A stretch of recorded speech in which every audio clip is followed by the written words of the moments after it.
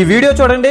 Vijayawada Bhavanipuram RTC workshop దగ్గర ఎన్నడుగులో పక్కాగా తెలియదు కానీ ఇంచుమించు 48 అడుగులు మట్టితో చేసిన గణనాథుడు. చూడ్డానికి 2 కళ్ళు సరిపోలా, అంత గొప్పగా ఉంది విగ్రహం. ఏం జనాలు తిరణాలే. అచ్చం హైదరాబాదు ఖైరతాబాద్ తలపించేలా ఉంది. సూపర్గా ఉంది.